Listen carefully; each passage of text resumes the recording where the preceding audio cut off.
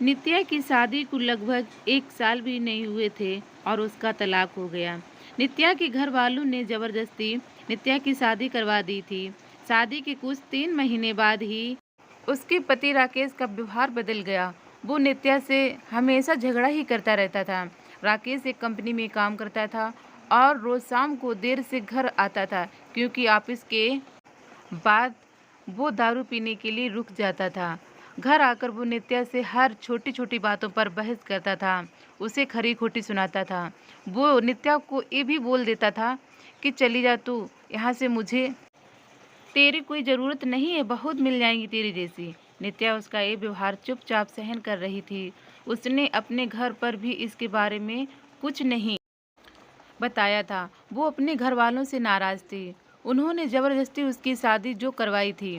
नित्या अवनीश से प्यार करती थी और जब ये बात नित्या के घर वालों को पता चली तो उन्होंने ज़बरदस्ती उसकी शादी करवा दी। अविनाश उस वक्त कुछ नहीं कर पाया क्योंकि नित्या के पापा ने अविनाश के खिलाफ पुलिस कंप्लेंट कर दिया था कि वो नित्या को परेशान करता है और इसी कारण वो कुछ दिनों के लिए जेल में था। इस सब के बारे में नित्या को नहीं पता था।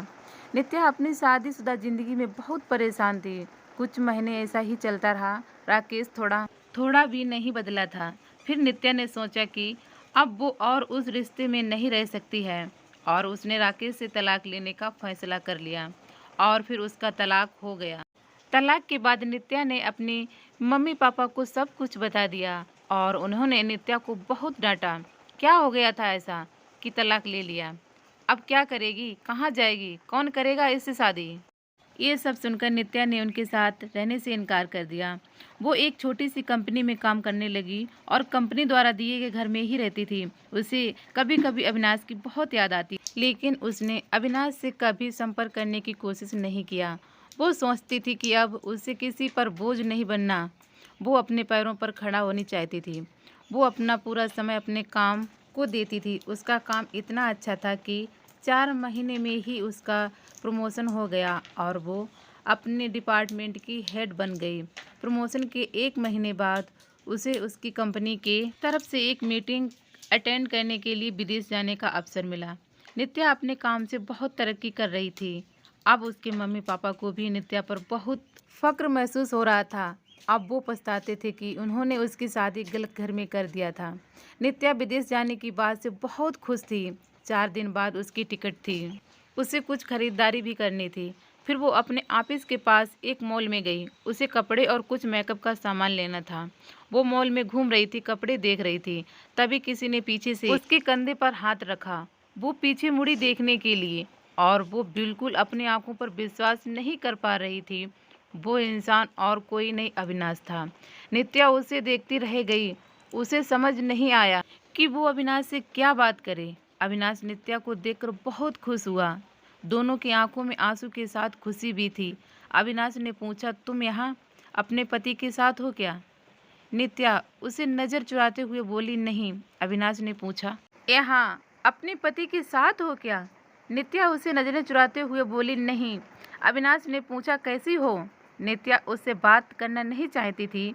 वो नहीं चाहती थी कि अविनाश को पता चले कि उसका तलाक हो गया है और वो अब अकेले रहती है।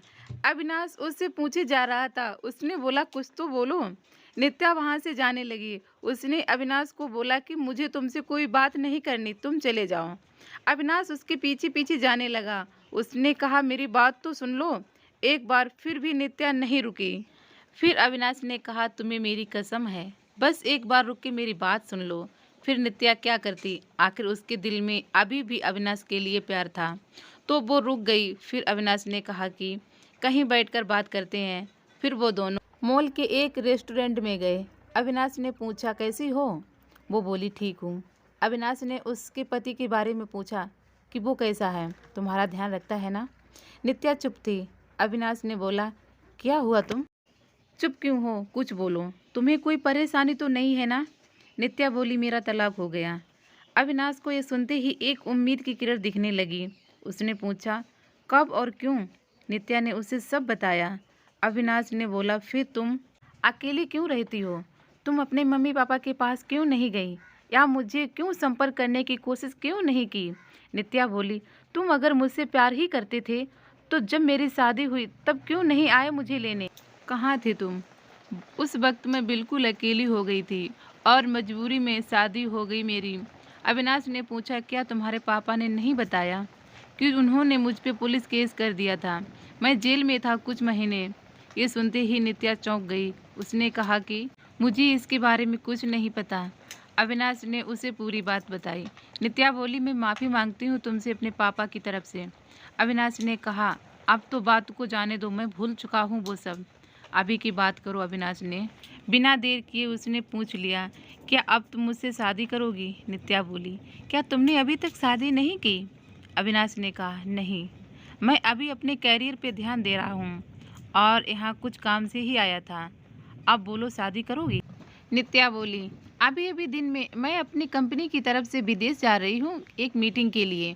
उधर से लौटकर इसके बारे में बात करते हैं। अविनाश ने कहा, पहले ही बहुत इंतजार किया है, अब और इंतजार नहीं होता है, लेकिन फिर भी जैसा तुम कहोगी वैसा ही होगा। दोनों ने फ़ोन नंबर दिया एक दूसरे को और घर गए। अविनाश उसे रोज़ फ़ोन करके उसका हाल चाल पूछता रहता था। एक सप्ताह बाद नित्या अपनी मीटिंग ख़त्म करके लौट आई थी। अविनाश उससे मिलने के लिए बोल रहा था, लेकिन नित्या अपने ऑफिस में बहुत व्यस्त रहती थी। उसने कहा कि हम रविवार को मिलेंगे। फिर वो दोनों रविवार को उसी मॉल में मिले। अविनाश ने पहले उसकी मीटिंग और काम के बारे में पूछा कि सब ठीक चल रहा है ना? नित्या ने कहा, हाँ सब ठीक है। फिर अविनाश ने उससे शादी का पूछा। तुमने कहा था कि आके बताऊंगी, शादी करोगी कि नहीं, तो अब बोलो क्या सोचा है? नित्या तो अविनाश से प्यार करती ही थी और अब उसे मौका मिला था अपने प्यार के साथ पूरी ज़िंदगी बिताने का। उसने हाँ कह दिया। दोनों बहुत खुश थे। नित्या ने अपने घर पर अविनाश के बारे में सब कुछ बता दिया और इस बार उसके घर वाले उसके इस फैसले से मान गए, क्योंकि पहले उनसे एक गलती हो चुकी थी। अब वो फिर से अपनी बेटी को तकलीफ में नहीं देखना चाहते। 1 महीने बाद उनके परिवार ने उनकी शादी करवा दी। अविनाश ने अपना खुद का एक बिजनेस स्टार्ट किया था, तो अब नित्या उसके साथ उसके बिजनेस में हाथ बटाती थी और वो दोनों खुशी खुशी हमेशा के लिए एक साथ हो गए। तो कैसी लगी आपको ये स्टोरी? कमेंट बॉक्स में ज़रूर बताएं।